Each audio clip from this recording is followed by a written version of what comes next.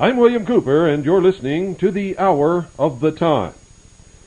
Ladies and gentlemen, the Hour of the Time is carried by over 700 affiliate stations of the Worldwide Freedom Radio Network, many on low-power FM.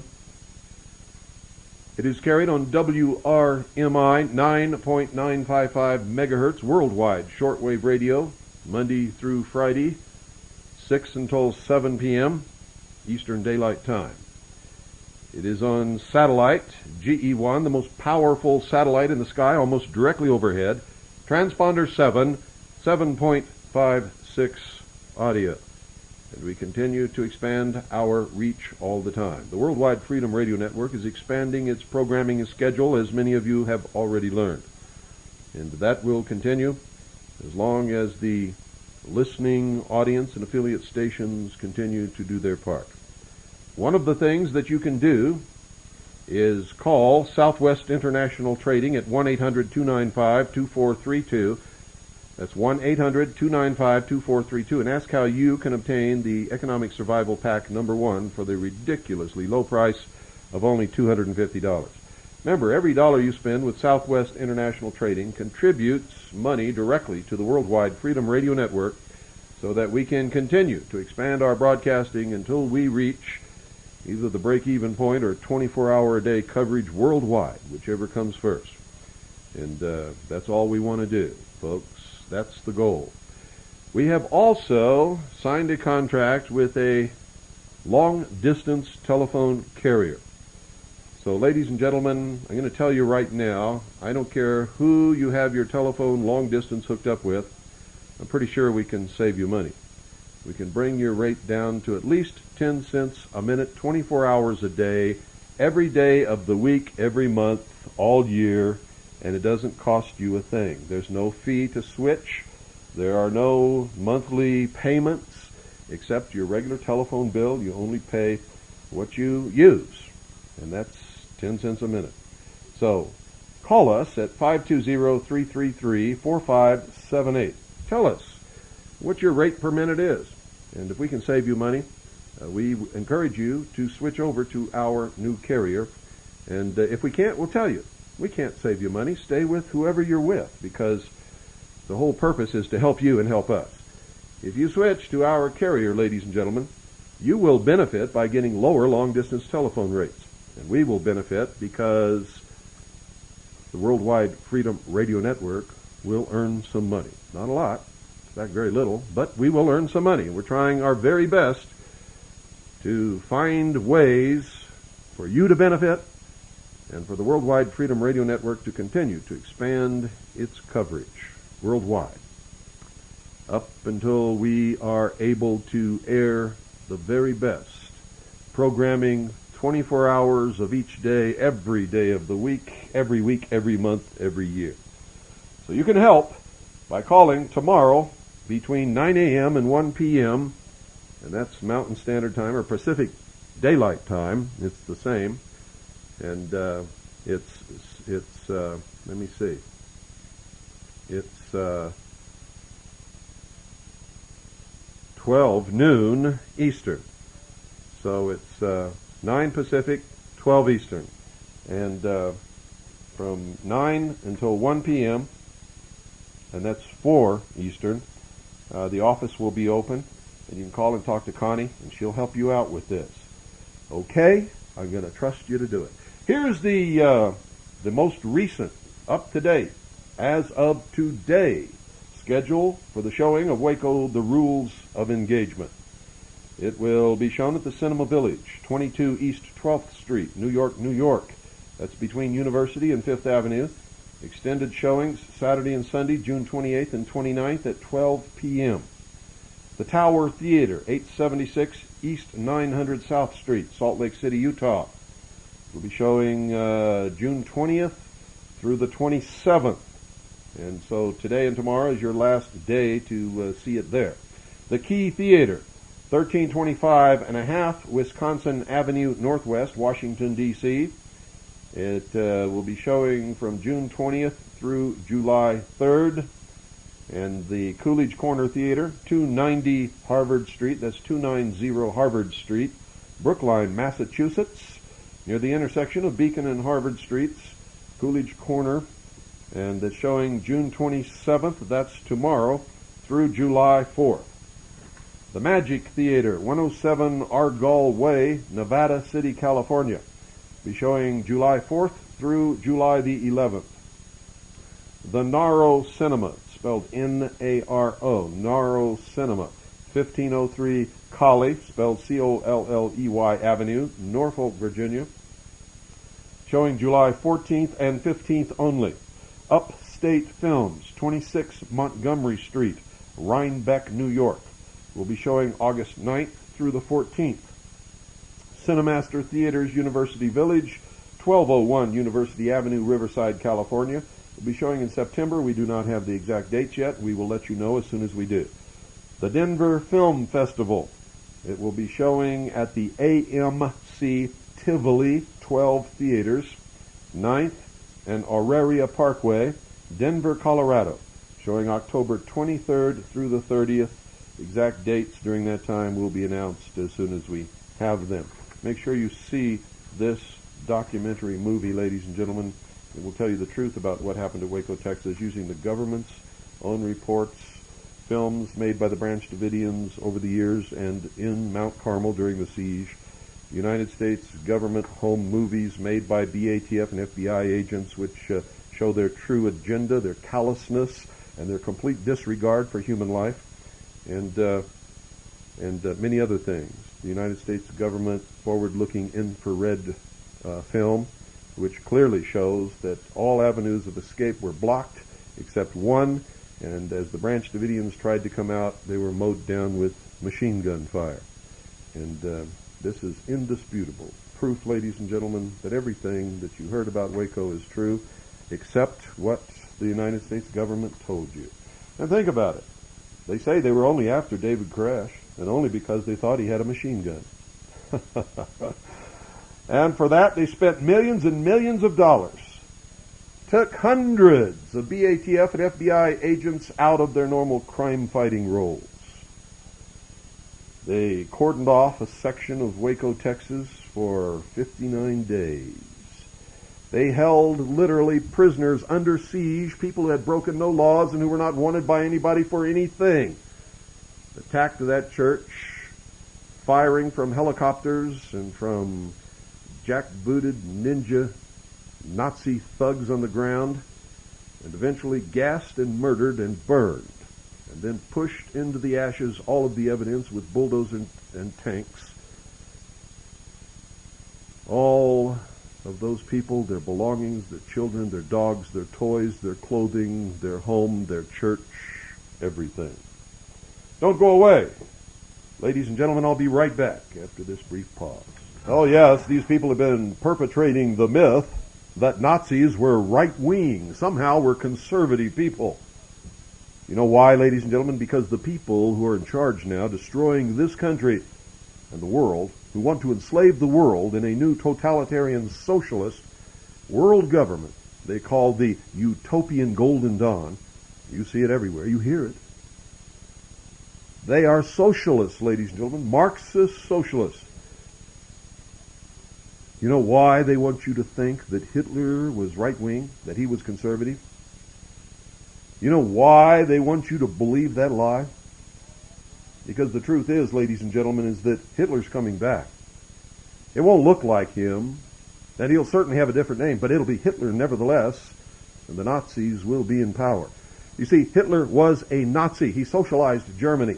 Nazi literally means National Socialist German Workers' Party. You've been scammed. Right wing wants less government, ladies and gentlemen. Most people who masquerade in politics as right wing are not right wing. They're socialists in disguise. Haven't you ever wondered? The guy runs for years in the Democratic ticket. The Democrats start losing, and he switches immediately over to the Republican Party, and you're supposed to believe that he's now a Republican. And the Republican leadership keep leading us more and more into socialism, keep exporting our jobs, destroying this country from within, and you really believe that they're conservative, right-wing Republicans? Not on your life, ladies and gentlemen. Not on your life. Remember, Hitler was a socialist. Nazi means National Socialist German Workers' Party. Understand that. Stop buying the lies. Socialism will enslave the human race. Look at socialism throughout history. Socialism is the precursor to communism. This country was founded as a democratic constitutional republic. And the democratic, ladies and gentlemen, was limited only to the House of Representatives and nothing else. You see, it's really a constitutional republic. It has nothing to do with democratic or democracy. V.I. Lenin, who founded the Soviet Union, said democracy is indispensable to socialism. Haven't you wondered why they stopped calling this a constitutional republic and now everybody calls it a democracy? Well, day one that it actually and really becomes a democracy will be day one in the socialist regime and rule of this country and the world, and it will ultimately fall into communism. That's the ultimate goal. Read Mikhail Gorbachev's Perestroika. He tells you right in there. Read Anatoly Golitsyn's Old Lies for New and the Perestroika Deception. He defected from the Soviet Union as one of the highest-ranking KGB officers who have ever left the Soviet Union, and he told us that all of this was coming, and we ignored him. Who was responsible for ignoring him and convincing everyone in the intelligence community and the United States government that he was not telling us the truth? Why, it was old James Jesus Angleton, ladies and gentlemen. James Jesus Angleton always claimed that there was a Soviet mole deep within the American intelligence community. When you study the life of James Jesus Angleton and study what he did, ladies and gentlemen, you'll find out that James Jesus Angleton was the mole. And his continued harping on trying to find that mole and telling everybody that those who were telling us the truth were liars has brought us into the situation in which we find ourselves today. It was James Jesus Angleton, ladies and gentlemen, who was the Soviet mole in the United States intelligence community. If he had not convinced everybody not to listen to Anatoly Golitsyn, we could have taken measures to stop the socialist takeover of America. And it was James Jesus Angleton who single-handedly convinced the world not to listen to Anatoly Golitsyn. But you go back and look at his testimony, read his works, read his writings, read his confessions of what the KGB and the Soviet Union was really up to, and you will find that he told us long before anybody ever dreamed that anything like that could happen, that it would happen, and that it would be a deception to disarm the West. And it has worked well. And now Washington, D.C., and even your state governments are full of socialists, Marxists, and communists who are destroying this country from within, slowly but surely taking the freedoms from the citizens of the United States of America and of the several states, slowly but surely binding us in economic chains and in chains of bureaucratic paperwork and draconian laws. Justice does not exist anymore in this country, ladies and gentlemen. Show trials prevail. And you are guilty until you can prove yourself innocent, if you can, instead of the way that this justice system was supposed to work in this country, and that is judicially, and that you were innocent until proven guilty. Now you're tried and convicted by the press, and that's it. During the Waco massacre, I heard people who told me that they were God-fearing Christians, Mormons, Pentecostals, Baptists, Jews.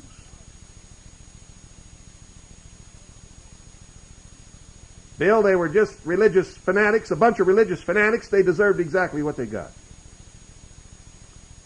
Forgetting, evidently, that their ancestors came to this country to escape religious persecution, and that this country is the country that took in the Jews and the persecuted peoples and religions of the world and gave them succor and shelter and opportunity and the ability to rise to the pinnacle of whatever they were capable of achieving.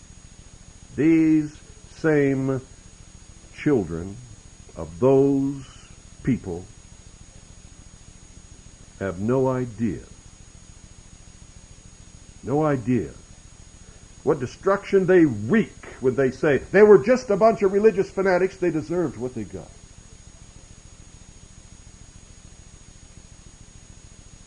We're in big trouble here, ladies and gentlemen. Big trouble. And I think you had better grab hold of your pants and pull them up and recognize what that trouble is and help those of us who are trying to solve these problems to do it. But first you have to wake up. You have to stop denying that there's a problem. You all feel it in your gut. You know it. You know it. Our society, ladies and gentlemen, has reached a pinnacle of self-expression and respect for individuality that's rare or unmatched in the entire history of the world. Our whole popular culture, from fashion magazines to the cinema, positively screams the matchless worth of the individual and glories in eccentricity, nonconformity, independent judgment, and self-determination. This enthusiasm is reflected in the prevalent notion that helping someone entails increasing that person's self-esteem. That if a person properly values himself, he will naturally be a happy, productive, and in some inexplicable fashion responsible member of society. And yet, while people are encouraged to revel in their individuality and incalculable self-worth, the media, the communist news networks, and the law enforcement establishment continually advise us that when confronted with the threat of lethal violence, we should not resist, but simply give the attacker what he wants. If the crime under consideration is rape, there is some notable waffling on this point, and the discussion quickly moves to how the woman can change her behavior to minimize the risk of rape and the various ridiculous non-lethal weapons she may acceptably carry, such as whistles, keys, mace, or that weapon which really sends shivers down a rapist's spine, the portable cellular phone. What nonsense. How can this be? How can a person who values himself so highly calmly accept the indignity of a criminal assault? How can one who believes that the essence of his dignity lies in his self-determination passively accept the forcible deprivation of that self-determination? How can he quietly, with great dignity and poise, simply hand over the goods? The assumption, ladies and gentlemen, of course, is that there is no inconsistency. The advice not to resist a criminal assault and simply hand over the goods is founded on the notion that one's life is of incalculable value and that no amount of property is worth it. Now put aside for a moment the outrageousness of the suggestion that a criminal who prefers lethal violence should be treated as if he has instituted a new social contract. In effect, I will not hurt or kill you if you give me what I want. Just give me what I want, and I won't hurt you, I won't kill you, I won't rape you, I'll let you go. For years, feminists have labored to educate people that rape is not about sex, but about domination, degradation, and control. Now, evidently, Somebody needs to inform the law enforcement establishment and the communist news networks that kidnapping, robbery, carjacking, and assault are not about property. None of these criminals ever end up keeping that property. And kidnapping isn't about property.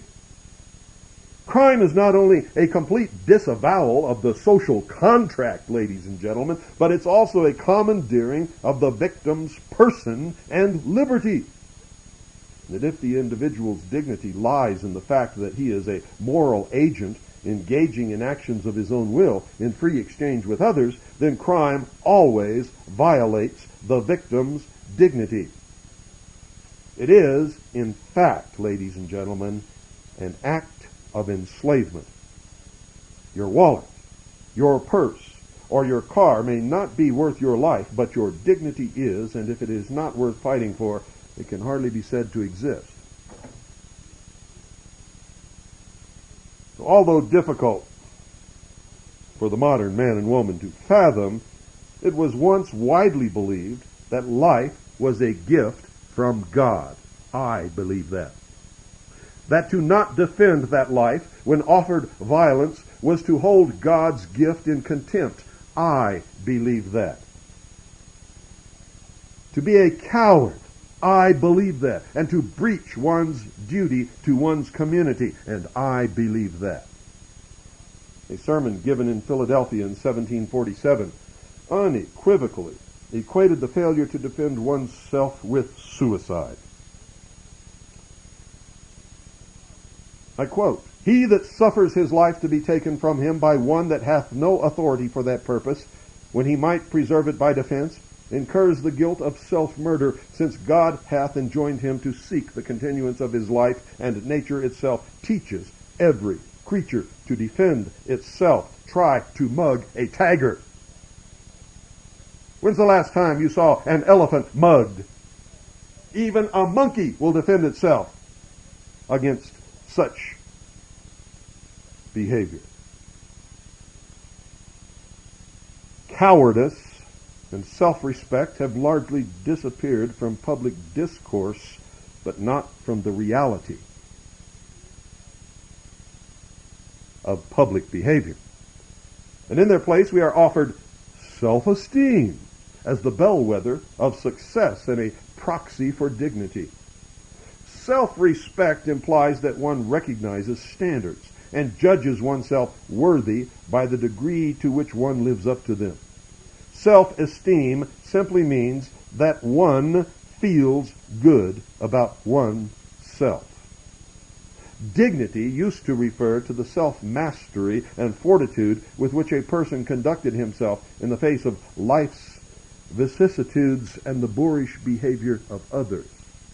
And now, ladies and gentlemen, judging by campus speech codes, dignity requires that we never encounter a discouraging word, and that others be coerced into acting respectfully, that is, evidently, on the assumption that we are powerless to prevent our degradation if exposed to the demeaning behavior of others. And nothing could be farther from the truth. These are signposts proclaiming the insubstantiality of our character and the hollowness of our souls. You see, it is impossible to address the problem of rampant crime without talking about the moral responsibility of the intended victim. Crime, ladies and gentlemen, is rampant because the law-abiding, each of us, condone it, excuse it, permit it, submit to it. We permit and encourage it because we do not fight back immediately, then and there, where it happens. And so the criminal has a great plethora of victims in a bottomless well upon which to draw. Crime is not rampant because we do not have enough prisons, because judges and prosecutors are too soft, because the police are hamstrung with absurd technicalities. The defect is there, ladies and gentlemen, in our character. We are a nation of cowards and shirkers.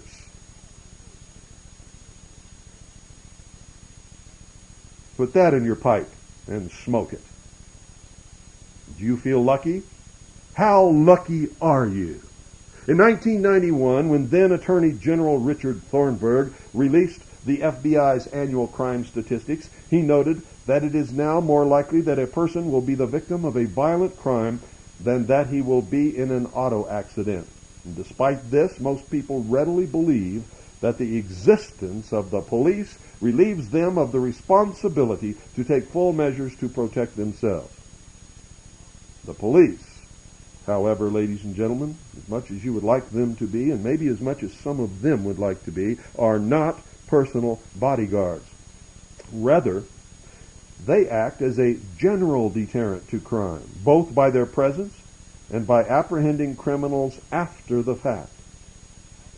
As numerous courts have held, they have no legal obligation to protect anyone in particular. You cannot sue them for failing to prevent you from being the victim of a crime.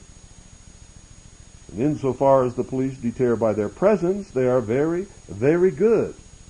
Criminals take great pains not to commit a crime in front of a police officer.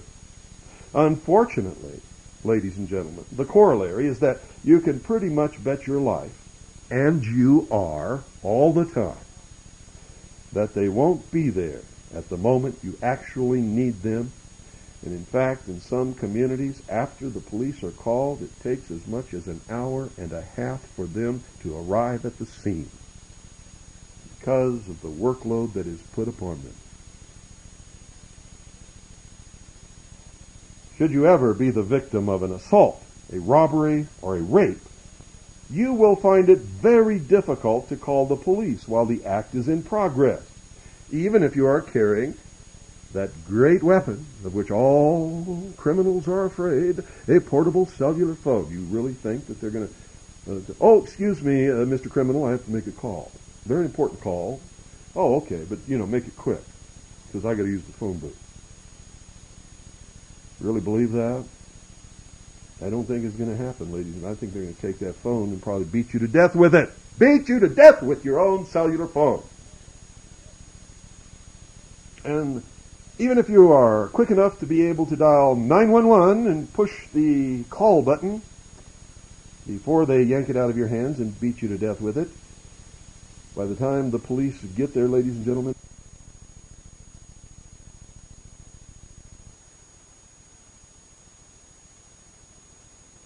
and left bereft, lying in the street, or on the sidewalk, or in your yard, or even in your bedroom.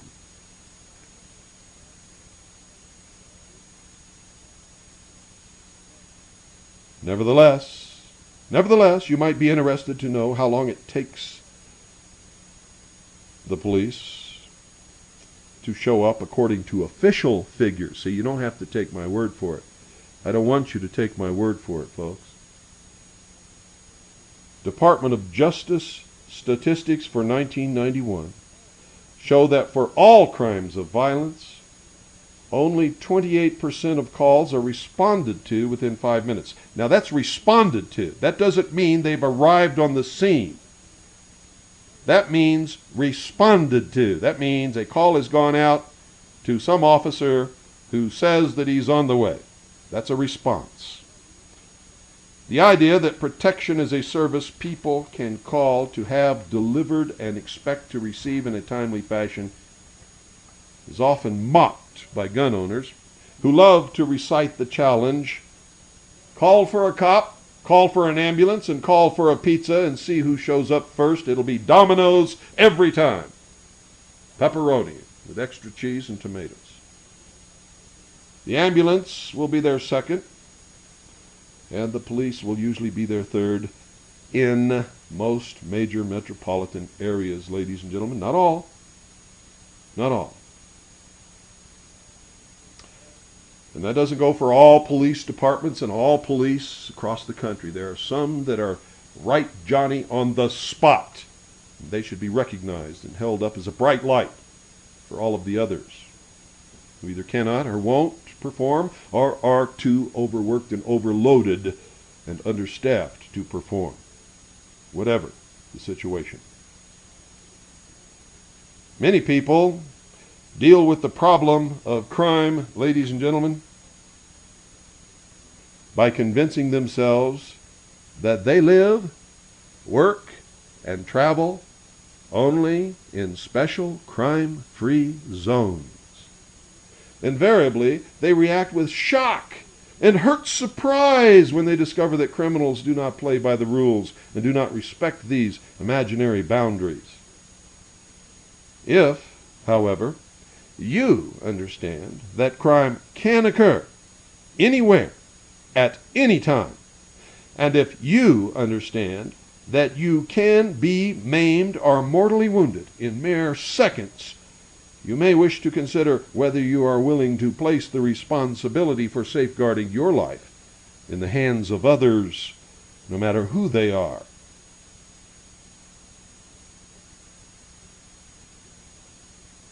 And you have to ask yourself, right now, ask yourself this question: is your life worth protecting? Is it? Don't look at me like that. Don't look at your radio like that. Answer the question. Is your life worth protecting? Well, then, if so, whose responsibility is it to protect it? There you go again with that dumb look. Looking at your radio as if you never thought about this before. You should have. It's your life. Answer the question. If so, whose responsibility is it to protect your life? That's better. And if you believe that it is the police's, not only are you wrong, since the courts universally rule that they have no legal obligation to do so, but folks, you face some difficult moral quandaries. How can you rightfully ask another human being to risk his life to protect yours when you will assume no responsibility yourself? It doesn't even make sense. It's not logical. In fact, it is a stupid expectation. Why would someone else risk their life for you when you are not willing to assume any responsibility for your own life yourself? Because that is his job and we pay him to do it? Is that your answer? Because your life is of incalculable value, but his is only worth the $30,000 salary we pay him if he's lucky enough to live in an area where the taxes will pay that kind of salary? Because I got to tell you, a lot of police officers make a lot less than that, folks. Is your life worth more than theirs? Do you really believe that? If you believe it reprehensible to possess the means and will to use lethal force to repel a criminal assault, how can you call upon another to do so for you? Do you believe that you are forbidden to protect yourself because the police are better qualified to protect you? Because they know what they are doing, but you're a rank amateur? Now let's put aside that this is equivalent to believing that only concert pianists may play the piano and only professional athletes may play sports. What exactly are these special qualities possessed only by the police and beyond the rest of us mere mortals? One who values his life and takes seriously his responsibilities to his family and community will possess and cultivate the means of fighting back and will retaliate when threatened with death or grievous injury to himself or a loved one. He will never be content to rely solely on others for his safety, or to rely upon them at all, or to think he has done all that is possible by being aware of his surroundings and taking measures of avoidance.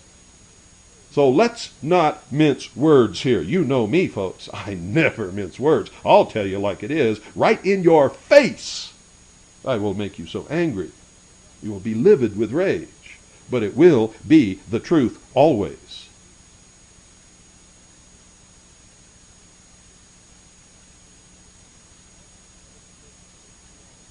Such a person will be armed, will be trained in the use of his weapon, and will defend himself when faced with lethal violence with like force, or whatever is necessary to preserve the lives of himself, his children, his loved ones, his wife, his family, his mother, his father, or his neighbors. That's right, I said his neighbors.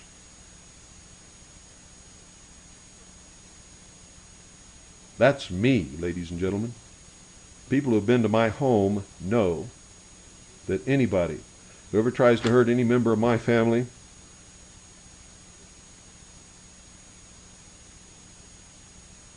is going to be hurt more than they ever dreamed. If the dog doesn't rip them to pieces, they will face a plethora of weapons in the hands of myself, my wife, and yes, even my children, who are trained and know how to use weapons properly and know never, ever to point any kind of a weapon, not even a table knife, at any living thing unless they intend to use it. And I have taught them that if they're ever in danger and they intend to use it, don't ever hesitate. Don't ever hesitate at all. Use it with the most lethal force that they can possibly bring to bear. But you see, it probably will never get to that point, because the dog is so loyal, ladies and gentlemen, and so well trained that he will literally tear any person who ever threatens this family to shreds, to pieces. That is his whole mission in life, is to be a companion and a pet for the children and to protect all of the members of the family all of the time. And he does an unbelievable job.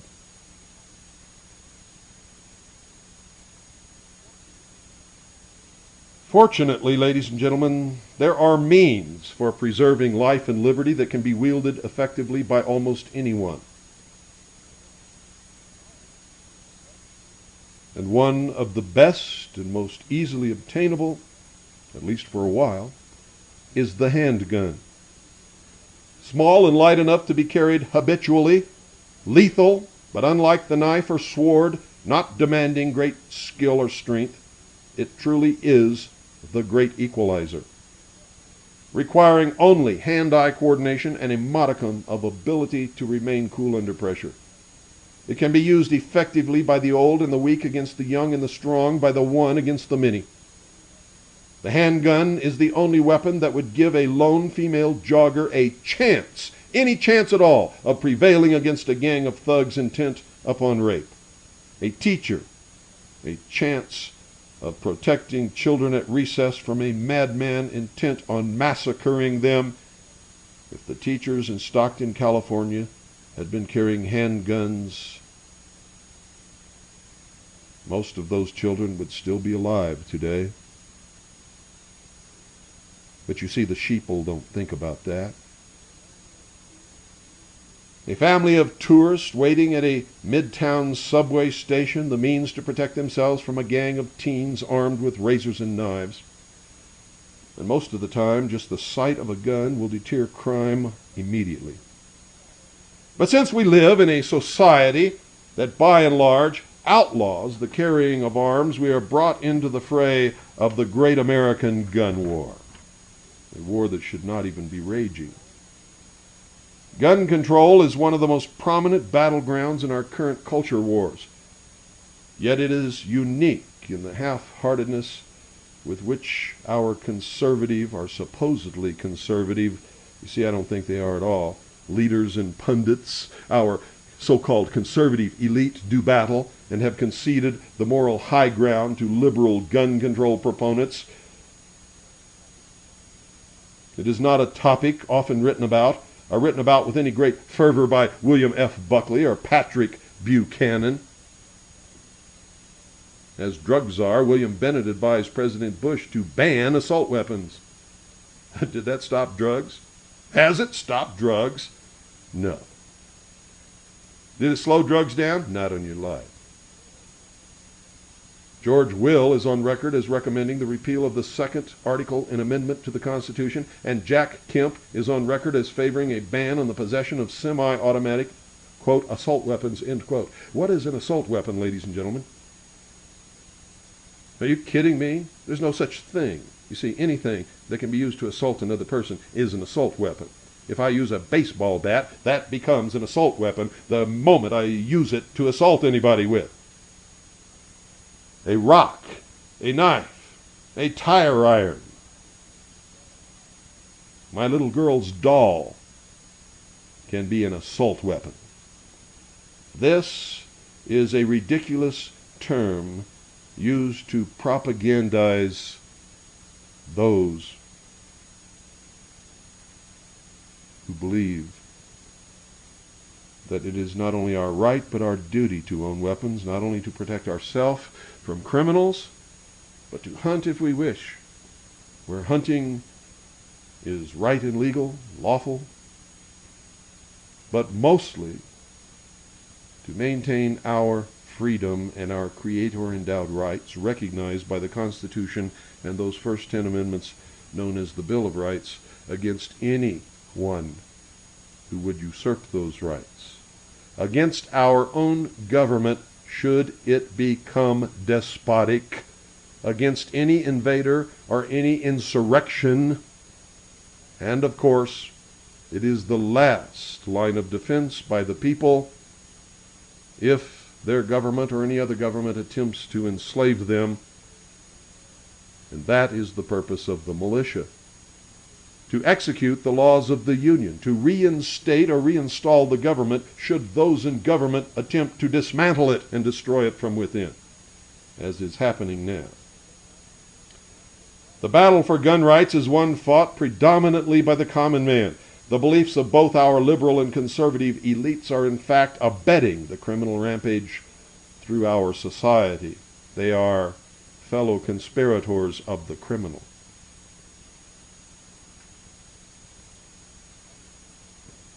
By any rational measure, nearly all gun control proposals are hokum. The Brady Bill, for example, would not have prevented John Hinckley from obtaining a gun to shoot President Reagan.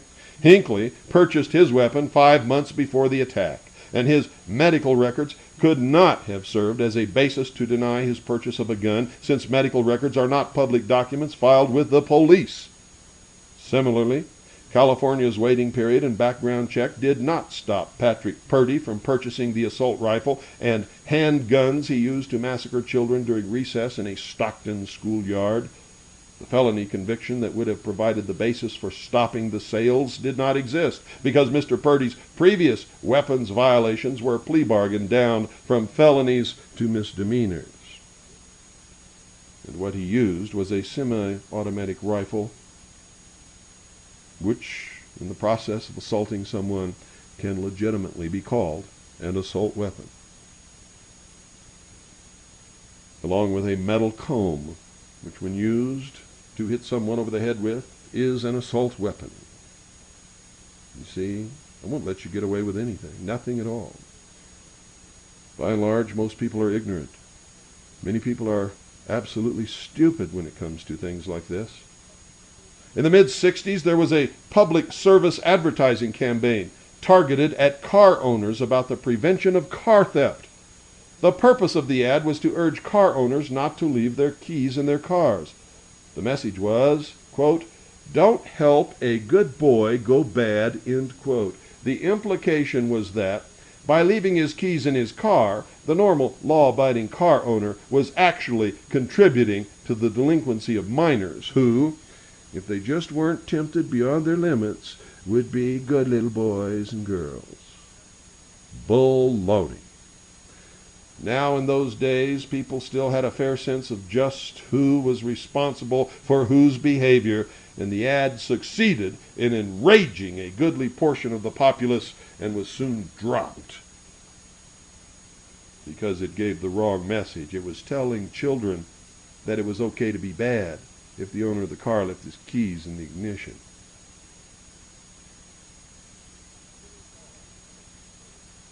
Nearly all of the gun control measures offered by Handgun Control Incorporated, known as HCI, and its ilk embody exactly the same philosophy, ladies and gentlemen. They are founded on the belief that America's law-abiding gun owners are the source of the problem. with their unholy desire for firearms, they are creating a society awash in a sea of guns, thereby helping good boys go bad and helping bad boys be badder. This laying of moral blame for violent crime at the feet of the law-abiding and the implicit absolution of violent criminals for their misdeeds naturally infuriates honest gun owners. It's the same as saying because we have a military force with tanks and guns and machine guns and ships and artillery and bombers and fighters, that it's our fault that another nation obtained those weapons and invaded us.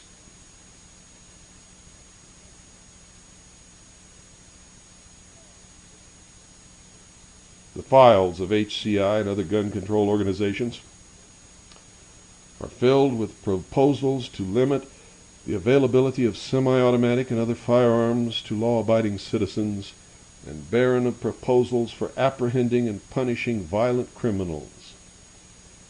It is ludicrous, ladies and gentlemen, to expect that the proposals of Handgun Control Incorporated or any gun control laws will significantly curb crime.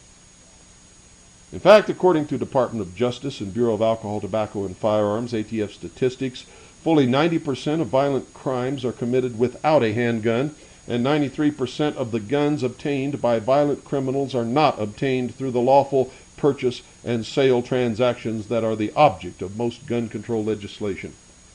The fact remains that if a criminal wants a gun, the criminal will get a gun from someone who traffics in illegal guns, who is him or herself also a criminal.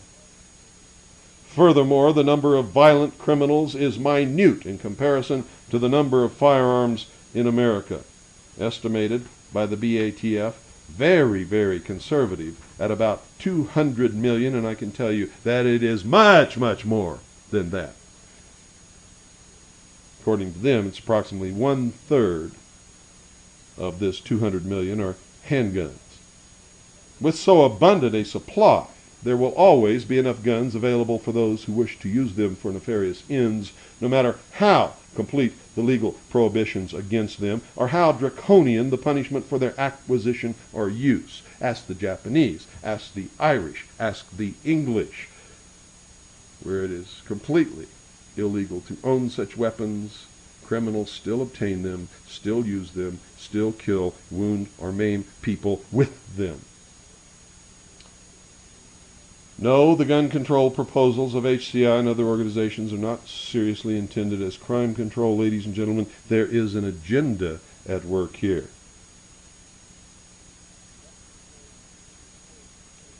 Gun control, you see, is a moral crusade against a benighted, barbaric citizenry. This is demonstrated not only by the ineffectualness of gun control in preventing crime, and by the fact that it focuses on restricting the behavior of the law-abiding rather than apprehending and punishing the guilty, but also by the execration that gun control proponents heap on gun owners and their evil instrumentality, the National Rifle Association. Gun owners are routinely portrayed as uneducated, paranoid rednecks, fascinated by and prone to violence. In effect, exactly the type of person who opposes the liberal agenda and whose moral and social re-education is the object of liberal Marxist socialist policies. Typical of such bigotry is New York Governor Mario Cuomo's famous characterization of gun owners as, quote, hunters who drink beer, don't vote, and lie to their wives about where they were all weekend, end quote. Similar vituperation is rained upon the National Rifle Association, characterized by Senator Edward Kennedy as the pusher's best friend, lampooned in political cartoons as standing for the right of children to carry firearms to school, and in general portrayed as standing for an individual's God-given right to blow people away at will. All lies, all propaganda, all absolutely ludicrous in light of the real facts and the statistics that show just the opposite is true. The stereotype is, of course, false. As criminologist and constitutional lawyer Don B. Cates Jr. and former HCI contributor Dr. Patricia Harris have pointed out, studies consistently show that on the average, gun owners are better educated and have more prestigious jobs than non-owners. Later studies show that gun owners are less likely than non-gun owners to approve of police brutality, violence against dissenters, etc. Conservatives must understand that the antipathy many liberals have for gun owners arises in good measure from their statist utopianism. This habit of mind has nowhere been better explored than in the Republic.